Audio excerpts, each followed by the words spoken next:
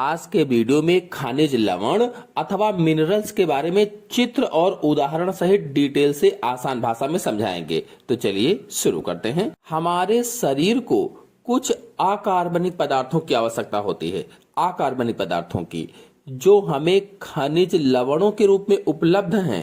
यानी उन खनिज लवणों से हमें अकार्बनिक पदार्थ प्राप्त होते हैं। अच्छे स्वास्थ्य के लिए लगभग 21 खनिजों की आवश्यकता होती है। अगर अच्छा स्वास्थ्य हमें रखना है तो लगभग में 21 खनिज हमें चाहिए ही होते हैं, जिनमें से मुख्य रूप से अगर देखा जाए तो लोहा है, calcium, phosphorus, potassium, sodium, iodine, fluorine, sulphur, ये मुख्य रूप से कुछ बताए गए हैं, जबकि 21 की आवश्यकता होती है। लेकिन अब आपके मन में प्रश्न होगा कि 21 खनिज चाहिए, इनमें से मुख्य मैंने बताए, लेकिन इनका कार्य क्या होता है? तो खनिज लवणों के मुख्य कार्यों में पहला कार्य आपको बता दें, शारीरिक क्रियाओं को सुचारू रूप से संचालन करना है। यानी हमारे शरीर की जितनी भी क्रियाएं हैं वो सही से चलें, इसके लिए हमें खनिज की आवश्यकता होती है, मिनरल्स की आवश्यकता होती है।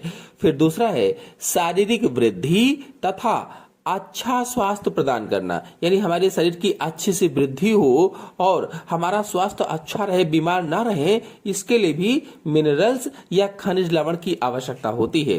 फिर अगला है हड्डियों का निर्माण करना और हीमोग्लोबिन बनाना।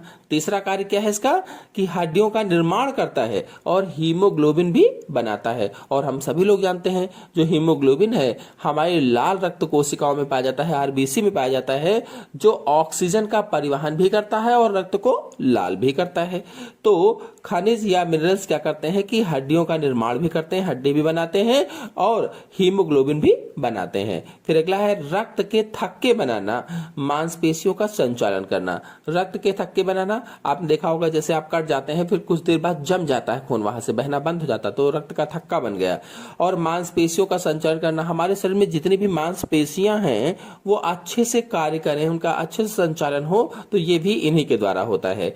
स्नायु तंत्र को स्वस्थ रखना, जो हमारा स्नायु तंत्र है वो स्वस्थ रहे, तंदुरुस्त रहे, हेल्दी रहे, इसके लिए खनिज लवण की आवश्यकता होती है, या कह लीजिए कि खनिज लवण का मुख्य कार्य है।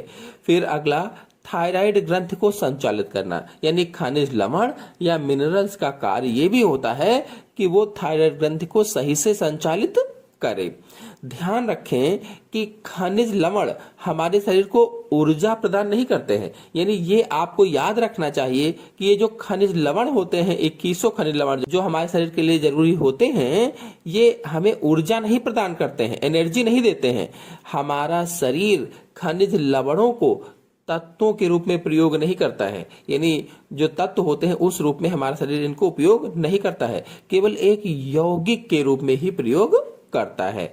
और आपको यह भी ध्यान रखना है कि मनुष्य अधिकांश खनिज लवणों को वनस्पति से प्राप्त करता है। जो मानव है, मनुष्य है, स्त्री पुरुष है, ये अधिकांश जो खनिज लवण होते हैं वो वनस्पतियों से प्राप्त करते हैं, पेड़ पौधों से प्राप्त करते हैं। हमारे शरीर को इनकी आवश्यकता अत्यंत अल्प मात्रा में होती है, यानी बहुत ही कम मात्रा में हमें चाहिए होते हैं। तो अब मैंने आपको प्रमुख खनिज लवण बताए थे, उनमें से पहला है लोहा। तो आज के वीडियो में आपको लोहा के बारे में बताएंगे डिटेल से, इसके बाद अगले वीडियो में कैल्शियम, फिर फास्फोरस, फिर पोटेशियम को समझाएंगे। तो लोहा या आयरन, लोहा हमारे शरीर में हमारी अस्थि मज्जा, गुर्दों, यकृत तथा मांसपेशियों में संग्रहित रहता है। यानी जो लोहा है, जो आयरन है, ये हमारे शरीर में कहाँ कहाँ रहता है? तो अस्थि मज्जा यानी बोन मैरो के अंदर, गुर्दों में यानी कि हमारी किडनी के अंदर, यकृत में, तथा यकृत क्या होता है? लीवर होता है, तथा जो हमारी मांसपेशियां हैं, मसल्स हैं, इनमें संग्रहित रहता है, इकट्ठा रहता है। मुख्य रूप से यह हमारे रक्त के हीमोग्लोबिन में उपस्थित होता है। लेकिन अगर मुख्य रूप से बात की जाए लोहा कहाँ होता है, आयरन कहाँ होता है, तो हमारा जो रक्त होता है, ब्लड होता है, उसमें हीमोग्लोबिन में पाया जाता है। अब स्रोत क्या क्या है इसके, यानी लोहा कहाँ कहाँ से मिलता है, किन किन चीजों से प्राप्त होता है? तो मेवे खाइए, मेवे से लोहा प्राप्त होता है। अंडे की जर्दी से भी लोहा प्राप्त होता है। खजूर खाने से लोहा प्राप्त होता है। अंजीर खाने से प्राप्त होता है, सीरा, गुड़, जई का आटा है, मांस, मछली, हरी सब्जियों में आप पालक खा लीजिए, टमाटर है, गाजर है, दालें आप खाइए तब भी आपको लोहा प्राप्त होगा, प्याज से भी लोहा प्राप्त होता है। तो ये कुछ स्रोत हैं जिनसे लोहा प्राप्त होता है।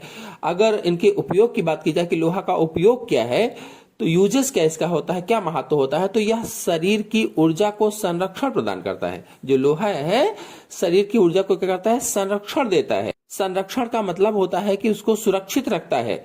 और दूसरा है यह रक्त की लाल रक्त कणिकाओं का निर्माण करता है। कि जो रक्त होता है वो उसमें 3 प्रकार की कोशिकाएं पाई जाती हैं, आरबीसी, डब्ल्यूबीसी और प्लेटलेट्स। तो रक्त में आरबीसी यानी लाल कणिकाओं का निर्माण करता है। और फिर अगला है यह पाचन शक्ति को ठीक करता है। लोहा क्या करता है, पाचन शक्ति को ठीक करता है और पित्ताशय की क्रियाशीलता को भी बढ़ाता है। अगर लोहे की मात्रा की बात की जाए कि कितनी मात्रा में आवश्यकता होती है, तो 2 से 11 वर्ष की आयु के जो बच्चे होते हैं उन्हें लगभग बता रहे हैं, एक्यूरेट नहीं है, लगभग में 14 से 15 मिलीग्राम या 14 से 16 मिलीग्राम प्रतिदिन आवश्यकता होती है। अगर 12 से 19 वर्ष की आयु के बच्चे हैं और किशोर है तो उन्हें 17 मिलीग्राम से लेकर के 20 मिलीग्राम प्रतिदिन की आवश्यकता होती है और पुरुषों के लिए 20 से 21 मिलीग्राम प्रतिदिन की आवश्यकता होती है। अगर अभाव के दुष्परिणाम देखे जाएं, यानी हमें लोहा नहीं मिल रहा है, शरीर को लोहा नहीं प्राप्त हो रहा, आयरन नहीं प्राप्त हो रहा, तो क्या क्या हमारे शरीर में नुकसान हो सकते हैं। तो लोहे के अभाव में हमारे रक्त में हीमोग्लोबिन का अभाव होगा। लोहा नहीं होगा तो हीमोग्लोबिन नहीं बनेगा, जिसके कारण एनीमिया नामक रोग हो जाएगा। तो इस तरह से आज के वीडियो में मैंने आपको लोहा के बारे में डिटेल से समझाया। अगले वीडियो में दूसरा खनिज लवण कैल्शियम के बारे में समझाएंगे। आशा है आपको अच्छी तरह समझ में आया होगा। समझ में आया हो तो वीडियो को लाइक और शेयर कीजिए। चैनल पहली बार आए हैं तो चैनल को सब्सक्राइब भी कर लीजिए। धन्यवाद। खनिज लवण की सीरीज में आज का खनिज है पोटेशियम, अर्थात पोटेशियम मिनरल्स। तो हमारे शरीर में द्रव पदार्थों के संतुलन में इस खनिज लवण की महत्वपूर्ण भूमिका होती है। यानी जो हमारे शरीर में लिक्विड होते हैं, लिक्विड सब्सटेंस होते हैं, उनका जो बैलेंस होता है उस बैलेंस को बनाए रखने में पोटेशियम महत्वपूर्ण भूमिका निभाता है।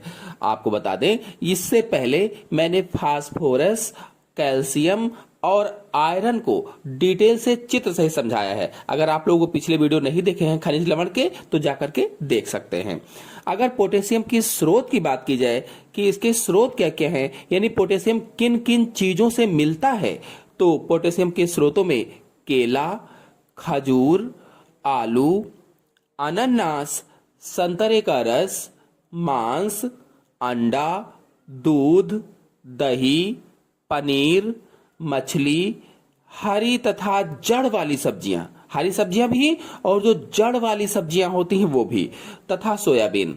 अगर इनमें से कुछ चीजों या कई चीजों का या किसी एक चीज का भी सेवन करते हैं तो आपको पोटेशियम प्राप्त होता रहेगा। अगर पोटेशियम के उपयोगों की बात की जाए कि इसके क्या क्या यूजेस हैं, क्या क्या उपयोग हैं, तो पहला उपयोग है यह शरीर में जल की मात्रा को नियंत्रित करता है। जो हमारी बॉडी है उसमें वाटर की मात्रा को कंट्रोल करता है, जल की मात्रा को नियंत्रित करता है तथा अम्ल व क्षार के संतुलन को बनाए रखता है। और जो अम्ल है, जो क्षार बनते हैं, उनका संतुलन बनाए रखता है, उनका बैलेंस बनाए रखता है। फिर अगला है यह मांसपेशियों के संकुचन, तंत्रिका तंत्र के संचालन तथा हृदय गति को नियंत्रित करता है। जो हमारी मांसपेशियां होती हैं, मसल्स होती हैं, उनके संकुचन या क्रमाकुंचन, तंत्रिका तंत्र का जो संचालन होता है, जो नर्व सिस्टम का संचालन होता है, और हृदय गति जो होती है, इसको कंट्रोल करता है या नियंत्रित करता है। यह शरीर में अंतः कोशिकीय रस के निर्माण में भी सहायता करता है। यानी जो शरीर के अंदर कोशिकाओं के अंदर रस बनते हैं उनका भी निर्माण करता है। और फिर अगला है यह हड्डियों को मजबूत करता है, यानी कि इसकी सहायता से हड्डियां भी मजबूत होती हैं या पोटेशियम की सहायता से हड्डियां मजबूत बनती हैं। अगर इसकी मात्रा की बात की जाए तो शरीर को प्रतिदिन 5 से 7 ग्राम पोटेशियम की आवश्यकता होती है। यानी कितनी मात्रा में एक दिन हमें चाहिए, तो एक दिन में हमें लगभग में 5 से 7 ग्राम पोटेशियम की जरूरत होती है। अगर इसके दुष्परिणामों को देखा जाए, यानी शरीर में अगर पोटेशियम कम हो जाए तो पोटेशियम के अभाव में कौन कौन से रोग हो जाएंगे। तो पहला है, इसके अभाव का सबसे अधिक प्रभाव हमारी मांसपेशियों पर पड़ता है। अगर पोटेशियम की कमी है तो जो हमारी मसल्स होती हैं उन पर सबसे ज्यादा प्रभाव पड़ता है। इसके प्रभाव में शिथिलन पड़ने लगते हैं, यानी अगर ये नहीं है तो हमारी मांसपेशियां शिथिल होने लगती हैं, कार्य एक्टिवपन उनमें नहीं रह जाता है, कार्य करना बंद कर देती हैं। परिणाम स्वरूप शरीर में सुस्ती भी आ जाती है, यानी फिर जब मांसपेशियां शिथिल हो जाएंगी तो शरीर में सुस्ती आएगी।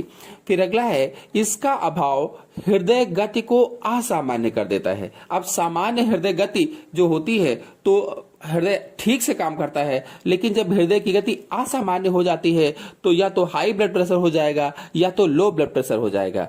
तो अगर पोटेशियम आपके शरीर में कम हो गया है तो इसके अभाव में हृदय गति असामान्य हो जाएगी।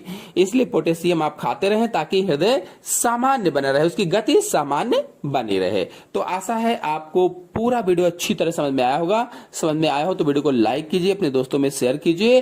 चैनल पर पहली बार आए हैं तो चैनल को सब्सक्राइब भी कर लीजिए। धन्यवाद। आज के वीडियो में खनिज लवण अथवा मिनरल्स के अंतर्गत दूसरे खनिज लवण कैल्शियम को डिटेल से समझाएंगे।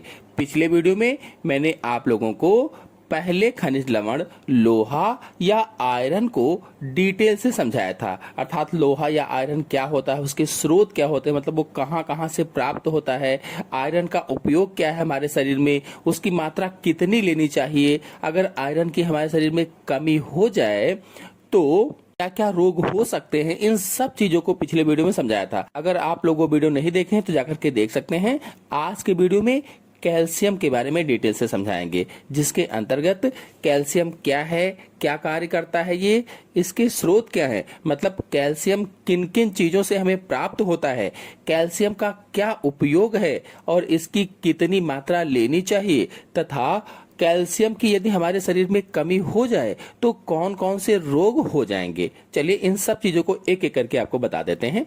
तो पहले जानते हैं कैल्शियम क्या है, इसका कार्य क्या है।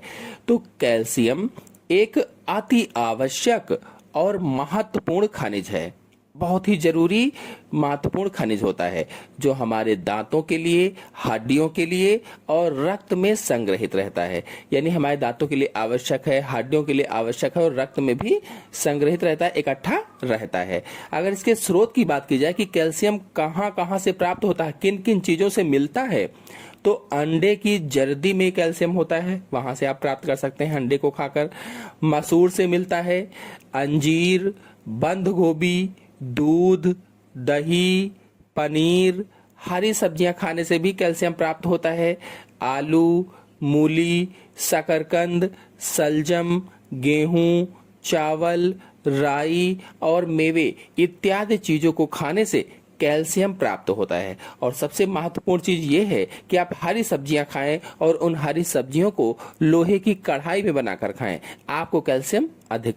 अगर कैल्शियम के उपयोग की बात की जाए तो पहला उपयोग है, यह बढ़ती उम्र के बच्चों के लिए अति आवश्यक खनिज लवण है। जो बढ़ती उम्र है, जिन बच्चों की बढ़ रहे हैं, जो जिनकी लंबाई बढ़ रही है, उम्र बढ़ रही है, उन बच्चों के लिए ये आवश्यक खनिज है।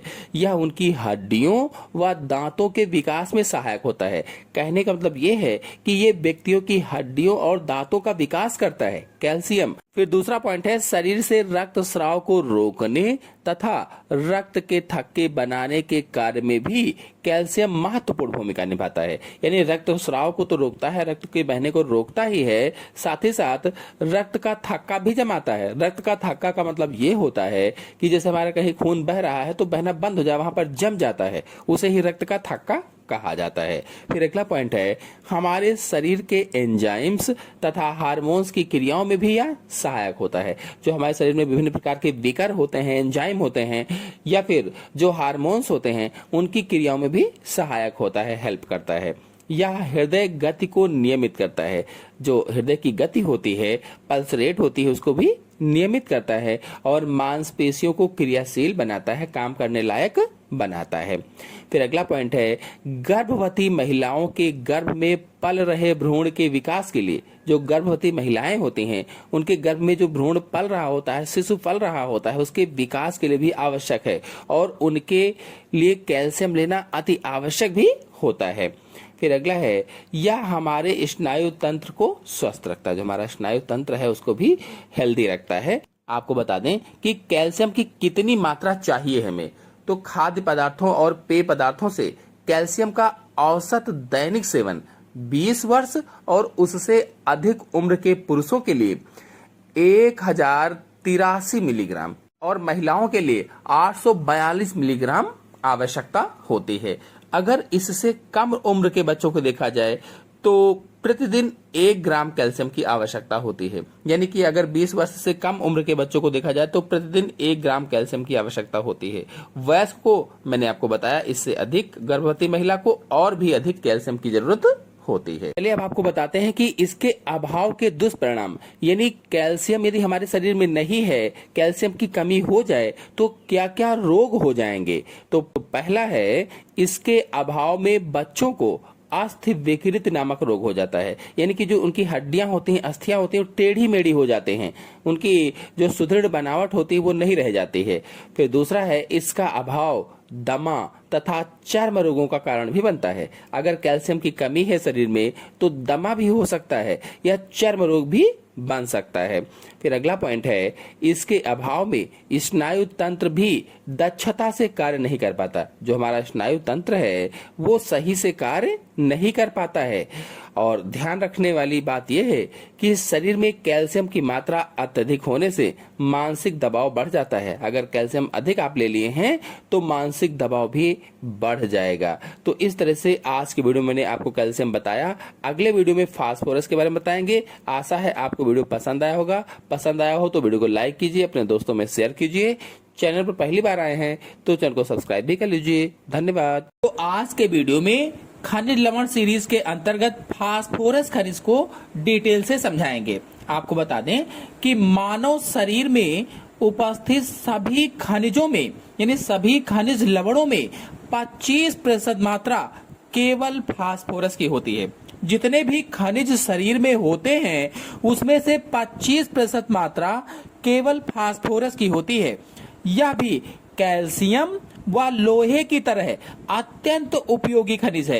यानी जिस तरह से पिछले वीडियो में मैंने लोहा यानी आयरन को समझाया था, कैल्शियम को समझाया था, उसी तरह से उससे ज्यादा इंपॉर्टेंट कह लीजिए, कैल्शियम और लोहे से ज्यादा इंपॉर्टेंट, उससे ज्यादा अत्यंत उपयोगी खनिज लवण फास्फोरस होता है। आपको बता दें कि फास्फोरस के मुख्य स्रोत कौन कौन से हैं, यानी फास्फोरस कहां से प्राप्त होता है। तो अनाज से प्राप्त होता है फास्फोरस, मेवे खाइए, मेवा से प्राप्त होता है। हरी पत्तेदार जो सब्जियां होती हैं उन हरी पत्तेदार सब्जियों से फास्फोरस प्राप्त होता है। मांस, मछली, अंडे, दूध, दही, घी, मक्खन, पनीर और दालें ये प्रमुख स्रोत हैं जिनसे फास्फोरस प्राप्त होती है। आपको बता दें कि फास्फोरस का उपयोग क्या है, कहां कहां पर इसका यूजेस होता है। तो कैल्शियम की तरह ही फास्फोरस भी हड्डियों के निर्माण में सहायता करता है। यानी जिस तरह से कैल्शियम हड्डियों के निर्माण में हेल्प करता था, सहायता करता था, सहायक होता था, बिल्कुल उसी तरह से फास्फोरस भी हड्डियों के निर्माण में सहायक होता है। फिर अगला उपयोग है, यह दांतों, हड्डियों और स्नायु तंत्र को स्वस्थ रखता है। हमारे दांतों को स्वस्थ रखता है, जो हमारी हड्डियां हैं उनको स्वस्थ रखता है, अच्छा रखता है। इसी तरह से जो हमारा स्नायु तंत्र है उसको भी स्वस्थ रखता है, अच्छा रखता है। स्नायु तंत्र जो हमारे शरीर की नसें होती हैं। फिर अगला पॉइंट है, यह कैल्शियम के अवशोषण में सहायक होता है। जो कैल्शियम होता है उसका एब्जॉर्प्शन करने में हेल्प करता है। फिर अगला है, शक्कर तथा वसीय अम्ल इसकी सहायता से ऊर्जा निर्माण करते हैं। जो शुगर है, जो वसा अम्ल होते हैं वो फास्फोरस की सहायता से ही ऊर्जा का निर्माण करते हैं, ऊर्जा बनाते हैं। फिर अगला है, यह हमारे रक्त को शुद्ध रखता है। जो हमारा ब्लड है उसको प्योर रखता है, शुद्ध रखता है और विभिन्न रसों को तरलता भी प्रदान करता है। आपको बता दें कि अगर 18 साल से कम उम्र की आयु है तो इन उम्र की आयु के बच्चों के लिए, अगर जो कक्षा 9 या 10 में पढ़ते हैं, इन बच्चों के लिए प्रतिदिन 1 ग्राम फास्फोरस की आवश्यकता होती है। 1 ग्राम। अगर हमारे शरीर में फास्फोरस कम हो गया है तो फास्फोरस की कमी से या फास्फोरस के अभाव के दुष्परिणाम क्या हो सकते हैं? तो फास्फोरस के अभाव में हमारे दांत व हड्डियां कमजोर हो जाते हैं। यदि फास्फोरस हमारे शरीर में कम हो जाए तो हमारे दांत व हड्डियां कमजोर हो जाते हैं, यानी दांत कमजोर हो जाते हैं और हड्डियां भी कमजोर हो जाती हैं। इसके अतिरिक्त तो अगर फास्फोरस की कमी हो गई है तो बच्चों में रिकेट्स रोग हो जाता है, रिकेट्स, और वयस्कों में ऑस्टियोमेलेशिया रोग हो जाता है। ऑस्टियोमेलेशिया में क्या होता है कि कुछ हड्डी संबंधी बीमारियां हो जाती हैं, हड्डियों संबंधी रोग हो जाते हैं। कैल्शियम और फास्फोरस का अनुचित संतुलन ऑस्टियोपोरोसिस का भी कारण बन जाता है। तो इस तरह से इतनी हानियां भी हो सकती हैं अगर शरीर में फास्फोरस की कमी हो जाए। तो आशा है आपको वीडियो पसंद आया होगा। पसंद आया हो तो लाइक कीजिए, अपने दोस्तों में शेयर कीजिए। धन्यवाद। खनिज लवण अथवा मिनरल्स की सीरीज में आज का खनिज लवण है सोडियम। आपको बता दें कि इसके पहले मैंने खनिज लवण के बारे में पूरी जानकारी, खनिज लवण आयरन, कैल्शियम और फास्फोरस, पोटेशियम के बारे में सब कुछ डिटेल से समझाया है। अगर आप लोग वो वीडियो नहीं देखे हैं तो जाकर के देख सकते हैं। आज के वीडियो में सोडियम के बारे में डिटेल से समझाएंगे। तो सोडियम हमारे शरीर की मांसपेशियों के अनैच्छिक संकुचन को नियमित करता है। यानी कि जो सोडियम है, ये जो अनैच्छिक संकुचन होता है, जो हमारी इच्छा से संकुचन नहीं होता है, उसको नियमित करने में सोडियम की प्रमुख भूमिका होती है। आपको बता दें कि सोडियम किन किन चीजों में मिलता है। तो जो नमक है यानी NaCl है, नमक से सोडियम प्राप्त होता है। गाजर, अंडा, मेवे, मूली, जई का आटा, फलों का जो गूदा होता है उससे भी सोडियम प्राप्त होता है। मांस, दूध, फूल गोभी, सलजम से भी प्राप्त होता है। यानी इन चीजों को खाने से सोडियम प्राप्त होता है। अगर इसके उपयोगों की बात की जाए तो पहला उपयोग है, यह मांसपेशियों के अनैच्छिक संकुचन में सहायता करता है। जो हमारी मांसपेशियां होती हैं उनके अनैच्छिक संकुचन में हेल्प करता है। और फिर दूसरा है, यह स्नायु आवेग को नियमित करता है। जो स्नायु का आवेग होता है उसको कंट्रोल करता है, नियमित करता है, तथा आमाशय में हाइड्रोक्लोरिक अम्ल बनाने में सहायता प्रदान करता है। जो हमारा आमाशय है, आमाशय में HCl अम्ल का निर्माण होता है तो उसके निर्माण में भी हेल्प करता है। फिर अगला है, यह हमारे शरीर में रक्त परिवहन में सहायता करता है। यानी जो ब्लड सर्कुलेशन होता है उसमें भी हेल्प करता है और विभिन्न तंतुओं की रक्षा भी करता है। फिर अगला है, भोजन इससे स्वादिष्ट वह रुचिकर बन जाता है। जो भोजन होता है सोडियम की वजह से स्वादिष्ट बन जाता है, वह रुचिकर बन जाता है। अगर इसके मात्रा की बात की जाए तो हमारे शरीर को 2.5 ग्राम सोडियम की प्रतिदिन आवश्यकता होती है। एक दिन में 2.5 ग्राम सोडियम आवश्यकता होती है।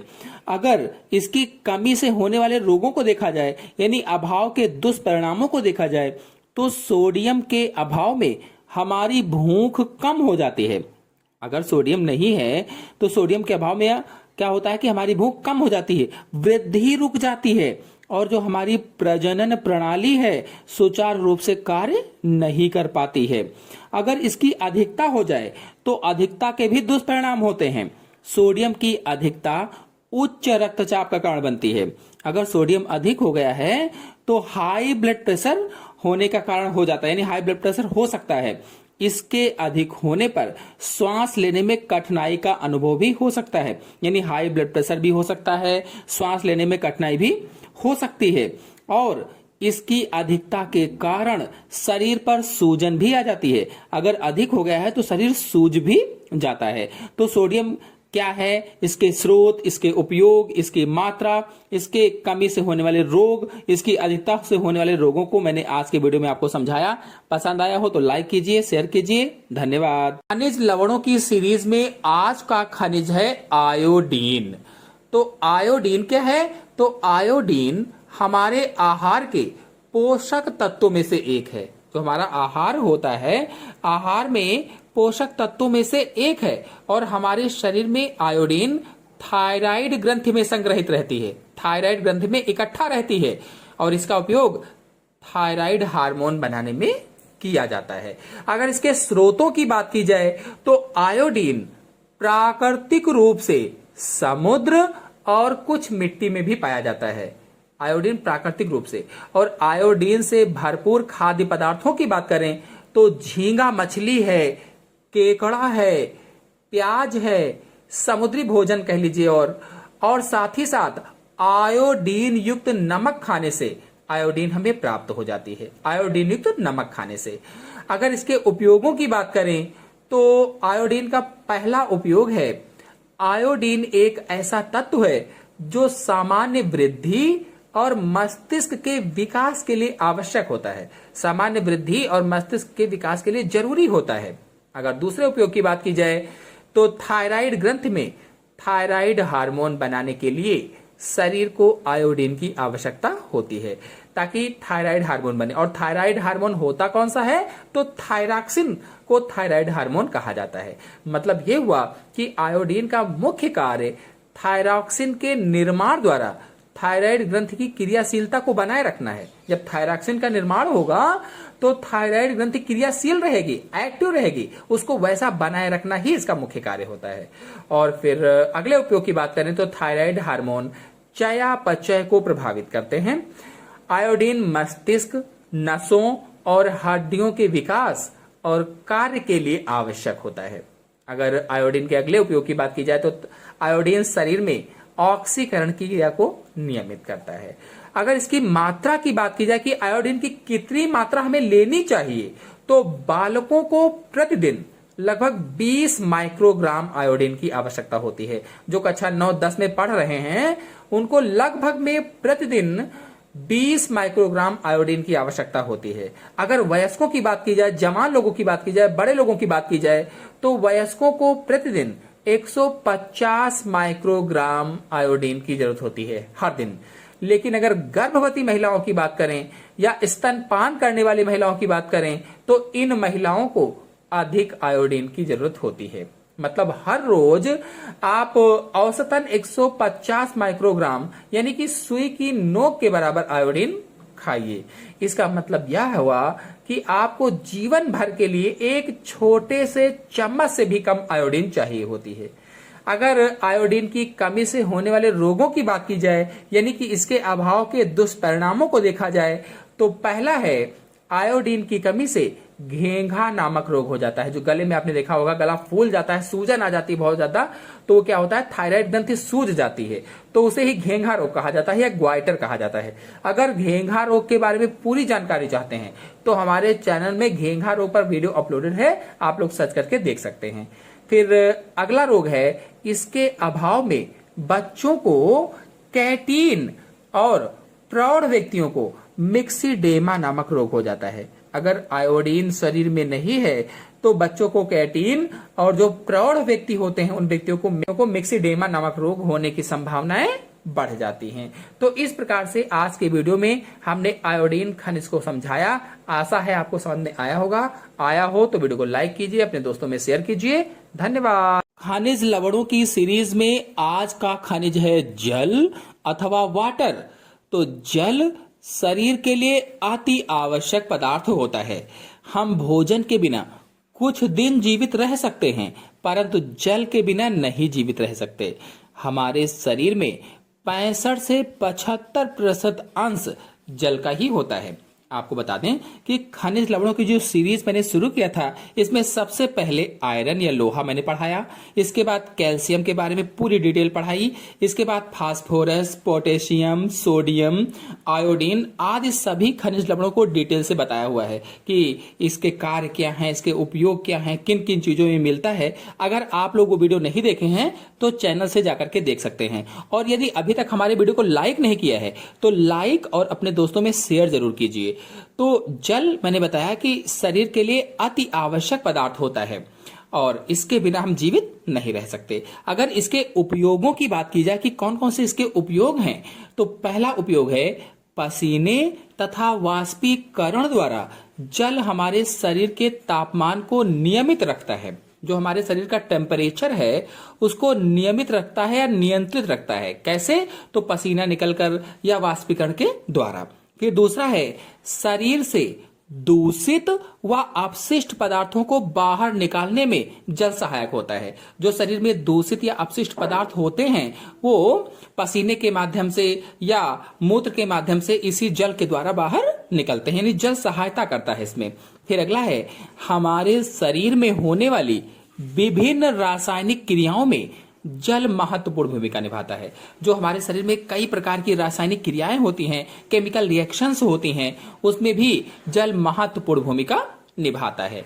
फिर अगला है, जल हमारी कोशिकाओं के निर्माण में सहायक होता है। जो हमारे सेल्स का फॉर्मेशन होता है, जो हमारे शरीर में सेल्स बनती, कोशिकाएं बनती हैं जिनसे हमारा शरीर बढ़ता है, कहीं कट जाते हैं तो वो फिर से भर जाता है, तो उन चीजों यानी उनमें कोशिकाओं के निर्माण में हेल्प करता है। फिर अगला है, जल पाचन क्रिया में सहायक होता है। ध्यान रखें कि जल स्वयं कार्बोहाइड्रेट तथा वसा की तरह कोई भी ऊर्जा प्रदान नहीं करता, यानी जल से हमें कोई भी ऊर्जा नहीं मिलती है। अगर जल के स्रोतों की बात की जाए तो हमारे शरीर को कुछ जल हमारे खाद्य पदार्थों से मिलता है। जो खाने वाली चीजें होती हैं उनसे प्राप्त होता है, जैसे फल हैं, चाहे तरबूज ले लीजिए, खरबूजा है, अन्य फल हैं तो फलों से प्राप्त होता है। सब्जियों से भी प्राप्त होता है, विभिन्न प्रकार की सब्जियां होती हैं, लौकी है, कद्दू, अन्य प्रकार की जो सब्जियां होती हैं उनसे प्राप्त होता है। मांस, मछली आदि खाद्य पदार्थों से हमें जल प्राप्त होता है। कुछ जल पेय पदार्थों के रूप में प्राप्त होता है, जैसे चाय लोग पीते हैं, काफी पीते हैं, दूध पीते हैं, फलों का रस पीते हैं, तो इनसे भी जल प्राप्त होता है। और शीतल पेय कुछ अन्य पीते हैं, उनसे भी जल प्राप्त होता है। और बाकी नल का जल तो उसे आपको जल प्राप्त ही होता है। अगर इसकी मात्रा की बात की जाए कि कितनी मात्रा चाहिए, तो हमारे लिए आवश्यक जल की मात्रा हमारी आयु, जलवायु तथा हमारे द्वारा किए गए कार्य के अनुसार कम या अधिक होता है। यानी कि जल की मात्रा हमारी आयु कितनी है उसके ऊपर डिपेंड करता है।